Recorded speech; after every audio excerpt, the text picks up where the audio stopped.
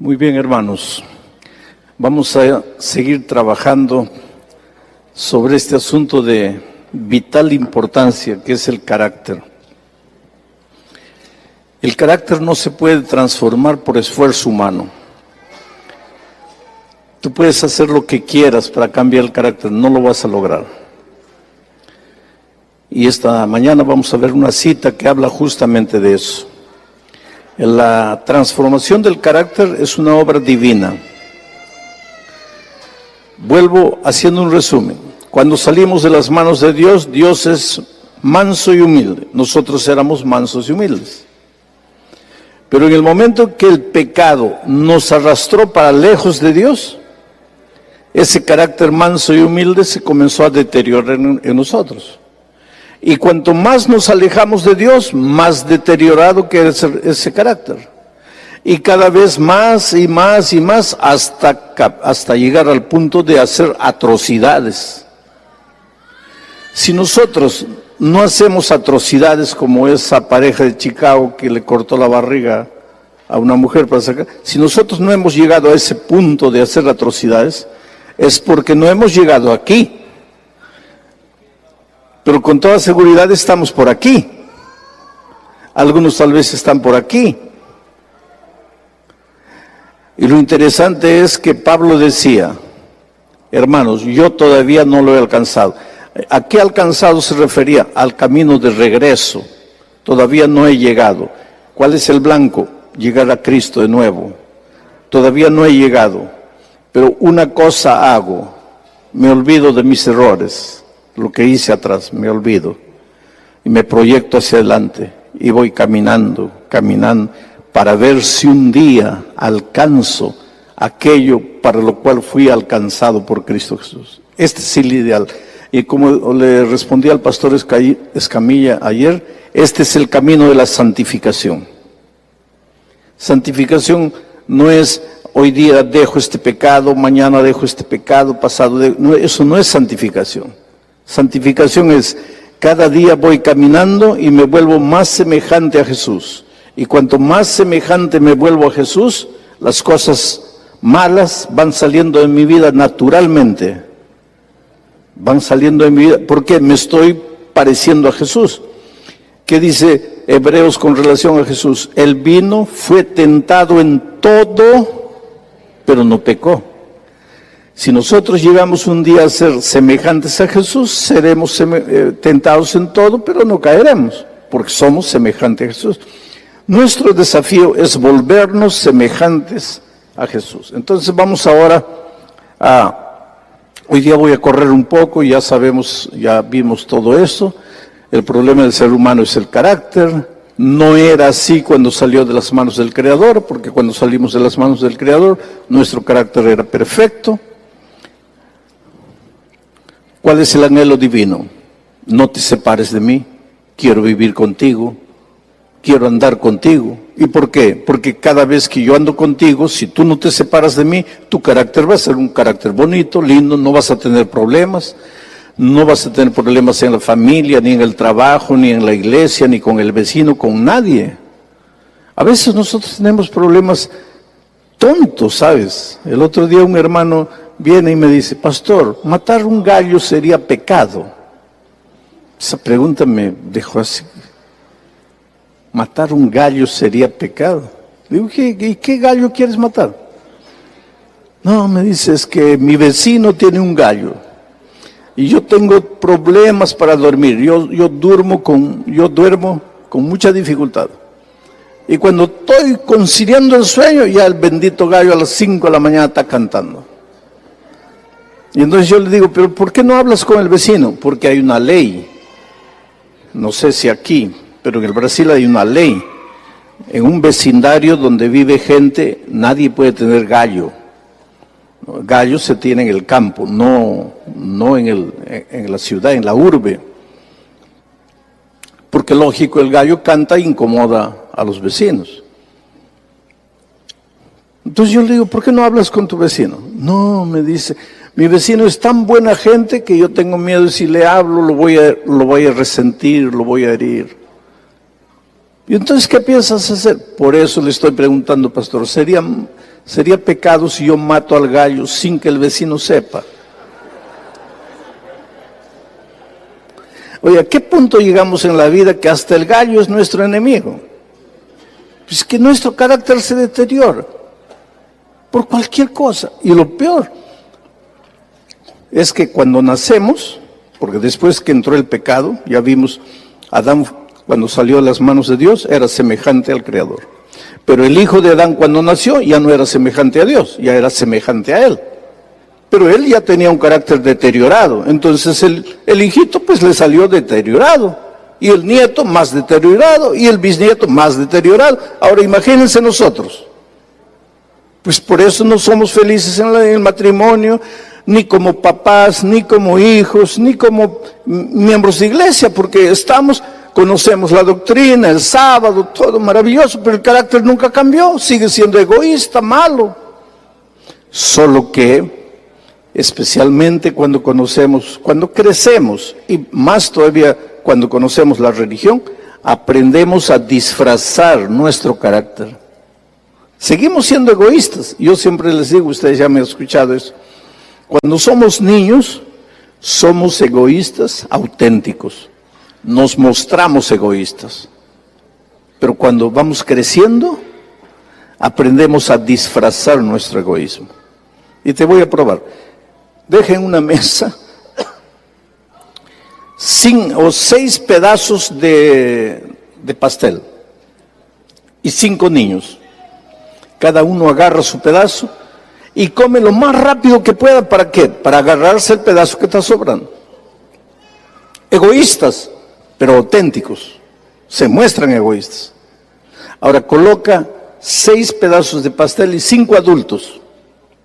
Cada uno agarra con mucho cuidado, come despacito. Está sobrando un pedazo. Entonces uno mira al otro, por favor, no, tú. No, yo ya estoy lleno. No, tú. No. Todo el mundo en el corazón está pensando así, ¿cómo no desaparecen estos 4 para agarrarlo? Es decir, de niños somos egoístas auténticos, pero de grandes comenzamos a disfrazar. El carácter no cambió, sino que aprendemos a pintura por fuera. A un edificio viejo, destartalado, carcomido, le colocamos pintura bonita por fuera. Pero seguimos malos, egoístas. Y ese no es el plan de Dios para nosotros. Dios siempre quiso andar con sus hijos, siempre. Si Adán no se hubiera separado de Dios, pues tendría el privilegio de siempre reflejar el carácter de Dios, pero infelizmente él se separó, vino el pecado y todo se malogró. ¿Cuándo comenzó la tragedia? Cuando el hombre se separó de Dios. El pecado nos extravió, nos alejó de Dios y deformó el carácter de Dios en nosotros. Al alejarnos de Dios, dejamos de reflejar su carácter. Ya vimos, Adán nació, fue creado a imagen de Dios, el Hijo ya nació a imagen de Él, ya todo malogrado. Dios nos creó con un propósito. Aquí viene el asunto, es que esto no me obedece. Nunca debemos olvidar, hermanos, esta es la esencia de la vida cristiana. Mira, esta es la esencia de la vida cristiana. El día que entendamos esto, se acabaron nuestros problemas. Porque nosotros a veces estamos preocupados con arbolito de Navidad, con celebrar Navidad, con celebrar cumpleaños, que con la batería, que con el anillo, que con el arete, que con el pantalón, que con el cabello, que con la carne. Ahora, escúchenme bien, yo no estoy diciendo hagan todo eso, no estoy diciendo eso. Lo que estoy diciendo es, a veces vivimos preocupados con todo eso, pero ahora viene la sierva de Dios y miren lo que dice, y escucha, esto es palabra de Dios, yo creo en el espíritu de profecía, yo creo. Les voy a decir una cosa, ni una sola doctrina de la iglesia adventista, ¿cuántas doctrinas tiene la iglesia? 28. Ni una de ellas fue sacada del espíritu de profecía. O sea, Si Elena de White hubiera existido o no hubiera existido, la Iglesia Adventista tendría las mismas 28 doctrinas. Porque nosotros tenemos un principio que se llama sola escritura. La Biblia y solo la Biblia le da fundamento a nuestra doctrina. Pero justamente una de las doctrinas es que Dios en el tiempo del fin manifestaría el espíritu de profecía.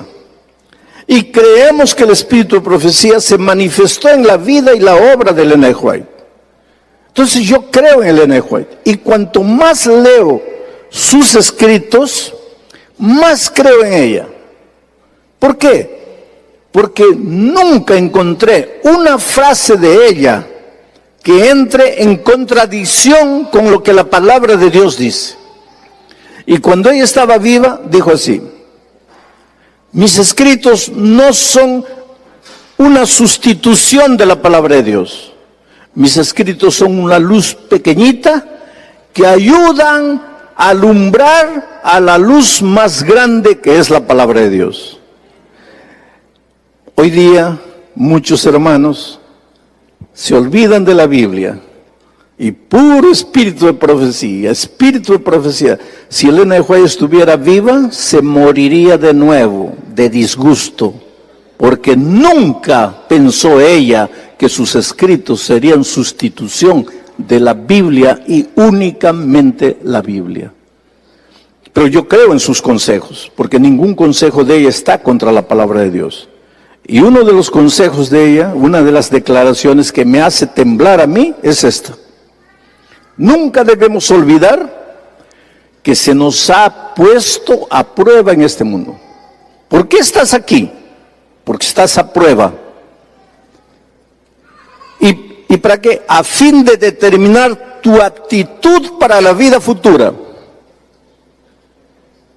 Y si vas a ir al cielo, no es porque no celebraste Navidad, no es porque no comiste carne, no es porque nunca dejaste de ir a la iglesia. Si vas a ir al cielo, lo que va a determinar tu ida al cielo, ¿qué cosa es? Tu carácter. Entonces, no te concentres tanto en las cosas. Cambia de carácter. Pero tú no lo puedes hacer, Dios lo va a hacer. ¿Cómo? Eso es tema de toda la semana. Todavía no he entrado. Hasta aquí solo los estoy preocupando, pero la solución todavía no les estoy dando. A partir del miércoles voy a empezar a presentar la solución. Porque si yo les pregunto, ¿y cómo se cambia el carácter? Caminando con Jesús, perfecto. ¿Y qué cosa quiere decir caminar con Jesús? Ahí ya se complican las cosas. Porque tú no puedes caminar con Jesús si no lo ves, si no lo tocas. No puedes. Pero hoy ya vamos a ir entendiendo. Entonces, nuestro carácter. Si hay una oración que tenemos que hacer toda mañana, toda noche, antes de dormir, es: Señor, ayúdame a cambiar de carácter. Señor, mata el toro que está vivo dentro de mí. Señor, no quiero ser así. Cúrame, sáname, estoy enfermo, Señor. Esa es la oración de todos los días. Ahora ya pensaron ustedes cómo sería si todos los miembros de la iglesia reflejaran el carácter de Jesús. Qué iglesia maravillosa, ¿no? Qué iglesia maravillosa. Bueno, vamos. Dios creó al hombre para que después de pasar por la prueba, ¿y cuál es la prueba? El carácter. La familia humana pudiera llegar a ser una con la familia celestial. El propósito de Dios era repoblar el cielo con la familia humana. ¿Por qué? Porque el cielo se había quedado vacío con la salida de la tercera parte de los ángeles. Cuando Dios creó al hombre, era su plan que los hombres se multiplicaran hasta alcanzar el número de los ángeles que habían salido. Ese era el plan de Dios. Y lo que iba a determinar si vamos a ocupar ese lugar o no, es nuestro carácter. Nuestro carácter. ¿Por qué Jesús todavía no ha vuelto? Entonces tú dices así, porque todavía no hemos terminado de predicar el Evangelio. ¿Por qué Jesús todavía no ha vuelto? Miren lo que dice aquí. Cristo espera con un deseo anhelante la manifestación de sí mismo en su iglesia. ¿Qué quiere decir eso? Pablo dice, el día que nosotros estemos escondidos en Cristo, voy a pedir a un hermano que venga para ayudarme con una ilustración. Ven tú, muchacho, tú que estás de short, ven. Solo para una ilustración, ven. Vamos a decir que Él es Cristo. Te estoy usando como un símbolo de Jesús. A partir de hoy día tienes que vivir la vida de Cristo. Él es, hoy, en este momento, lo estoy usando como un símbolo de Cristo. ¿Ah? Yo soy un pobre pecador que me escondo en Cristo. Vamos a entender durante la semana qué es esconderse en Cristo. Pero para que ustedes entiendan, me voy a esconder atrás de Él. Ahora ya estoy escondido. Vamos a decir que este bendito hermano, ¿cómo te llamas? ¿Ateo? Ah, Aristeo. Aristeo, muy bien, Aristeo. Vamos a decir, discúlpame, este es un ejemplo también. Vamos a decir que Aristeo quiere matarme, ¿verdad? Y viene armado con un revólver, quiere matarme. Pero yo me escondo en Cristo. Solo que cuando tú te escondes en Cristo, la gente te ve a ti. Pero no eres tú, es Cristo. Tú tienes que aprender a vivir de una manera tal que cuando la gente te ve a ti, ve a Cristo. Eso es lo que dice ahí. Cristo espera con un deseo en adelante la manifestación de sí mismo en su iglesia. Cada uno de ustedes tiene que andar por la vida y la gente mirándote, mira a Cristo. Entonces yo me escondo en Cristo. Ahí viene Aristeo, dispara Aristeo, ahí él dispara, un tiro, 2, 3, 4, 5, 6, se acabó el tambor, cambia de tambor. 1, 2, 3, 4, 5, 6, se acabó, cambia. Nunca me va a matar, porque para matarme a mí, primero tiene que matar a Él. Pero Él es inmortal, Él es Cristo. Gracias. ¿Entendiste lo que quiere decir vivir en Cristo? Escondido en Cristo. Ahora, si yo estoy escondido en Cristo, ¿eso quiere decir que nunca me va a dar cáncer? No quiere decir. ¿Eso quiere decir que no puedo sufrir un accidente y morir de accidente? No quiere decir eso. Pero no estoy escondido en Cristo, sí. Pero es que todavía vivimos en un mundo de pecado. Y mientras vivamos en este mundo de pecado, cuando llueve, moja a los buenos y a los malos. Y cuando el sol sale, alumbra a los buenos y a los malos. Solo que cuando el dolor le llega al malo, se desespera. Pero cuando el dolor le llega al Hijo de Dios, en medio del dolor, Él canta. ¿Te acuerdas de Pablo y Silas cuando estaban en la prisión? Estaban con las espaldas sangrando, los habían azotado a medianoche cantando. ¿Por qué? Porque el Hijo de Dios también tiene problemas en la vida. Pero cuando está escondido en Cristo, canta. Bueno, ahora miren. Cristo espera con un deseo anhelante la manifestación de sí mismo en su iglesia. Cuando el carácter de Cristo sea perfectamente reproducido en su pueblo, entonces vendrá Él para reclamarlos como suyos. Ahora, hermanos, pregunto, ¿por qué todavía no ha regresado Jesús a esta tierra para llevarnos? ¿Por qué todavía estamos peregrinando en este mundo de miseria? ¿Por qué? Porque su carácter no se ha reflejado en mi vida. Yo estoy más preocupado con arbolitos de Navidad que con el carácter de Cristo. A veces uso el púlpito para atacar, y mi carácter. Y Cristo está esperando que su carácter sea reflejado en su iglesia. Y cuando el carácter de Él fuere reflejado, ahí Él vendrá. ¿Y por qué solo vendrá ahí? Porque te ama, querido. No quiere dejarte. Y con ese toro bravo dentro de ti te vas a quedar y Él no quiere que te quedes. Él te ama, Él quiere llevarte, pero con ese carácter no te puede llevar. Y entonces Él está esperando que tú cambies de carácter. Esto es interesantísimo. Por eso en el cielo, mira, después miré y aquí el Cordero. ¿Quién es el Cordero? Cristo. Estaba en pie sobre el monte Sión y con él 144,000. Estos son los redimidos. Tenían el nombre de él y el nombre de su Padre escrito en la frente. ¿Qué es el nombre? El carácter. ¿Por qué están los redimidos en el cielo? Porque están reflejando su carácter. Solo los que reflejen el carácter de Jesús irán al reino de los cielos. Ahora, entramos en esta parte. ¿Cuál es la misión de nosotros, como ancianos, como miembros de iglesia, como pastores? ¿Cuál es nuestra misión? Mira lo que dice este texto. Maridos, amad a vuestras mujeres, así como Cristo amó a la iglesia. El tema central de este texto no es el amor del marido por la mujer, está usando solo un ejemplo.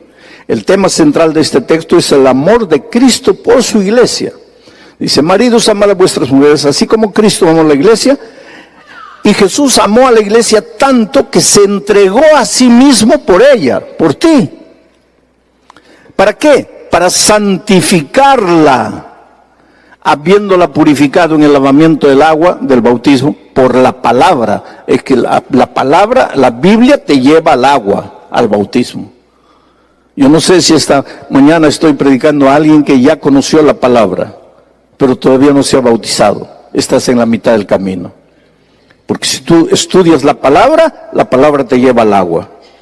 Y Cristo prepara a su iglesia para llevársela por el agua y por la palabra y por el agua. Por eso dice Marcos 16:16, el que creyere en la palabra y fuere bautizado en el agua, ese será salvo. Hay gente que cree en la palabra pero no entra al agua. No, la palabra te lleva al agua. Tienes que entrar al agua del bautismo. Entonces, Cristo amó a la iglesia, se entregó a sí mismo por ella para santificarla, habiéndola purificado en el lavamiento del agua por la palabra, a fin de presentársela a sí mismo. ¿Cuándo es que Cristo va a presentar a su iglesia para Él mismo? ¿Cuándo? Cuando Él venga, por segunda vez, a fin de presentársela a sí mismo. ¿Y cómo quiere que Cristo, cómo quiere que su iglesia sea cuando Él venga? Una iglesia, lean fuerte, una iglesia que no tenga mancha, ni arruga, ni cosas semejantes, sino que sea santa y sin mancha. Una iglesia gloriosa.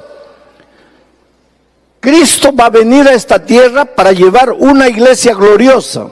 Ahora, ¿qué cosa es una iglesia gloriosa? ¿Qué es la gloria de Dios? Orad con Moisés, muéstrame tu gloria. Y ella misma, la sierva de Dios, pregunta, ¿qué es esta gloria? El carácter de Dios. El carácter de Dios. Entonces, Cristo viene para llevar una iglesia gloriosa al cielo. Esa iglesia gloriosa es la iglesia que está reflejando el carácter de Dios. Ahora les voy a decir algunas cosas que los va a asustar. Cristo no viene a llevar a los que guardan el sábado. No se asusten, hermanos. Cristo viene a llevar a los que reflejan su carácter. Pero el que refleja su carácter, guardará el sábado.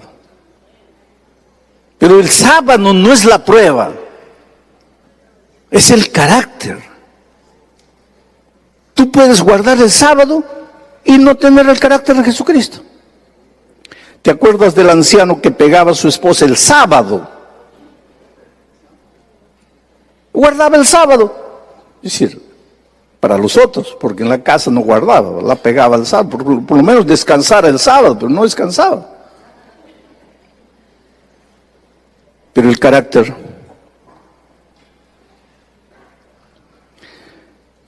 ¿Cuál es el aspecto del carácter que Jesús que más destaca, del carácter de Dios que más destaca. Juan 3:16, porque Dios amó al mundo de tal manera que lo que más destaca del carácter de Dios es que da.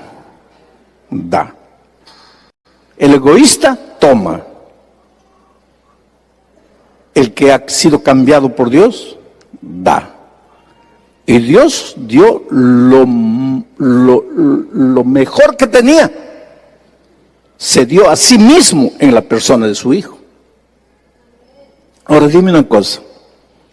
Si la iglesia reflejara el carácter de Dios, ¿todos los hermanos serían fieles devolviéndole a Dios el sagrado diezmo? ¿Sí o no?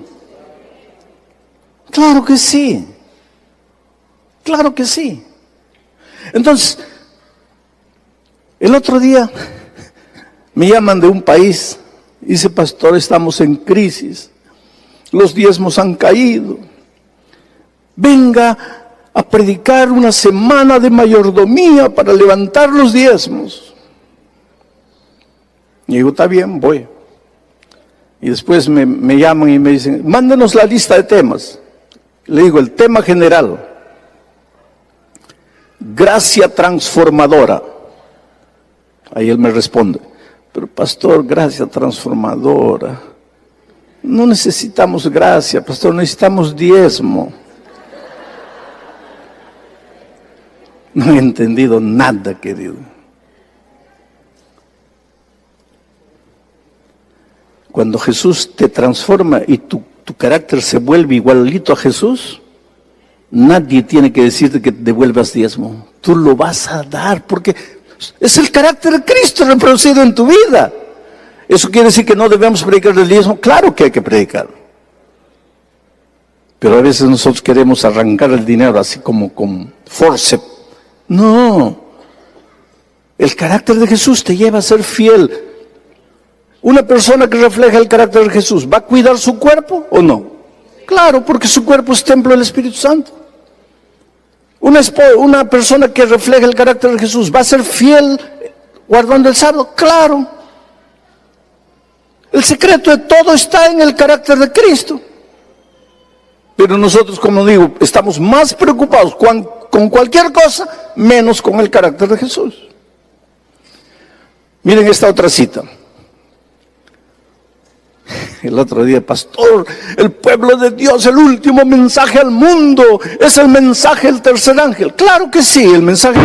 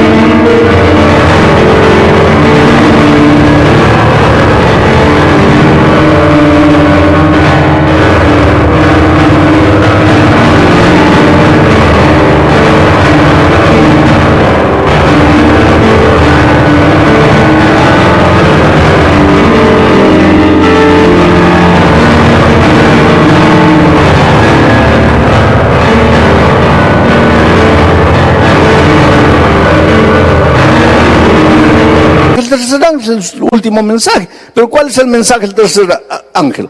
¿Darle palo a la bestia del Apocalipsis? Cuidado, querido, cuidado. O crees o no crees en la sierva de Dios. Y si crees, ahí está escrito: el último mensaje de clemencia que ha de darse al mundo es una revelación de su carácter de amor. Quiere decir, el último mensaje no es teoría. El último mensaje es su pueblo reflejando el carácter, andando por la vida. Y todo el mundo mirando a los hombres convertidos y ven a Jesús. Y dicen: yo quiero ser como Él. El último mensaje de clemencia que ha de darse al mundo es una revelación de su carácter de amor. Los hijos de Dios han de manifestar su gloria. ¿Qué es la gloria? El carácter. en su vida y carácter han de revelar lo que la gracia de Dios ha hecho por ellos. Y si la gracia de Dios los ha transformado, pues ya no serán egoístas, ahora serán fieles, devolviéndole a Dios lo que es de Dios. ¿Qué mejor tema para una semana de mayordomía que la gracia de Cristo? Es que no entendemos la esencia de las cosas.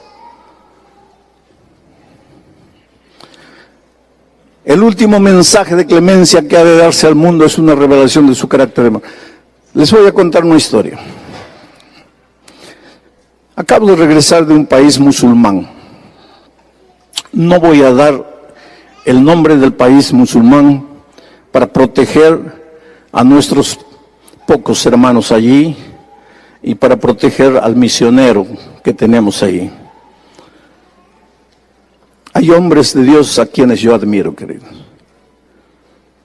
Ese muchacho que está allá con dos hijitas pequeñitas de 5 años, de 2 años, una esposa joven él, en un país donde nadie sabe que es pastor, porque si hubiera dicho que es pastor, no le hubieran dejado entrar al país. Entonces él está supuestamente como un empresario, vendedor de libros, y vende libros, solamente libros de salud, pero es un pastor, y su objetivo es plantar la iglesia en ese país donde si dejas de ser musulmán, si te vas a otra iglesia, pena de muerte para ti. Y si descubren que estás haciendo proselitismo, pena de muerte para ti. Y hay hombres en esta iglesia, hermanos, como ese muchacho, que dicen yo voy. Pero tú sabes que te pueden matar. Yo sé. Pero si muero, que muera cumpliendo la misión. Y ahí está ese muchacho. Y te voy a contar lo que Dios hizo. Porque no se puede, primero, ¿cómo hablas del Evangelio? Porque puede ser que hables del Evangelio a una persona sincera, que no te va a entregar, que va a querer escuchar el Evangelio. Pero si estás hablando a uno que inmediatamente corre y avisa, este es evangélico que me ha querido hablar, estás muerto. Entonces, ¿cómo habla? ¿Tú te das cuenta de lo difícil que es cumplir la misión allá? Y él llega allá y ora a Dios. Ahora Dios está convirtiendo a la gente solito, sin la participación de nadie. Yo escuché un testimonio de los más extraordinarios. Un musulmán rico, de mucho dinero, quedó medio desequilibrado mentalmente. Y lo internaron en un hospital psiquiátrico. Estaba alterado. Era un hombre duro, era un hombre malo. Malo con sus empleados, malo con la familia. Un hombre duro, pues no tenía a Dios en su vida. Pero era un musulmán, bien musulmán. Ahora estaba internado. Y una noche, cuando está ahí en el hospital psiquiátrico, sueña con un hombre.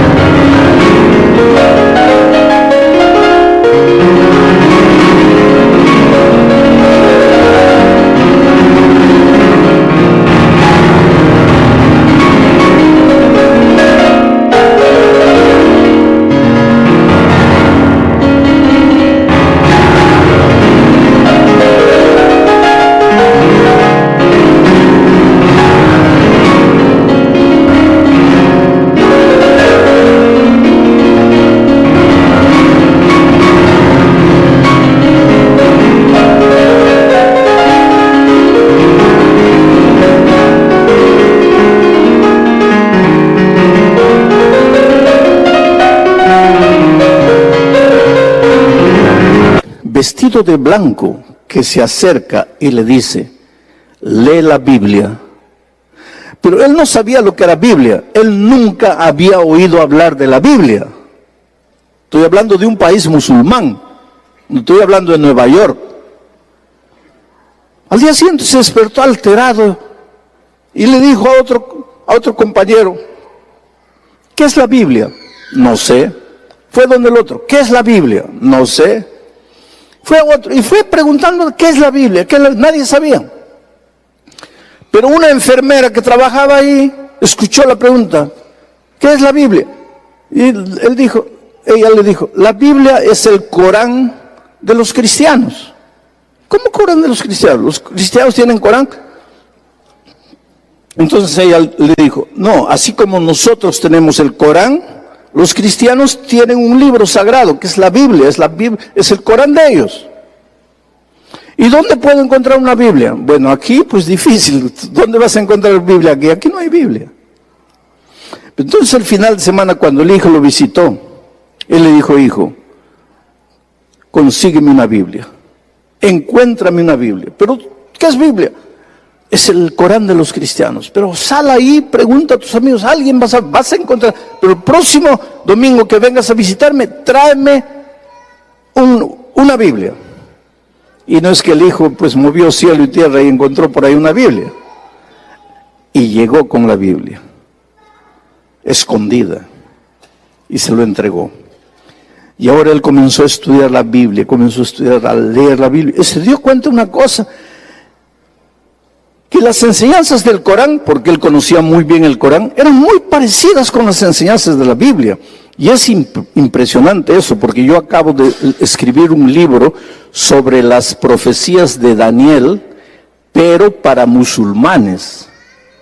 Si uno de ustedes me lee ese libro, va a decir, ese pastor Bullón no sabe nada de profecía. Es que no fue escrito para cristianos ni para adventistas, fue escrito para musulmanes. Y para escribir el libro para musulmanes, yo tuve que leer la teología musulmana, leer el Corán, leer a los teólogos musulmanos, para adaptar las enseñanzas bíblicas a la teología musulmana. Y ese libro fue escrito para la Asociación General.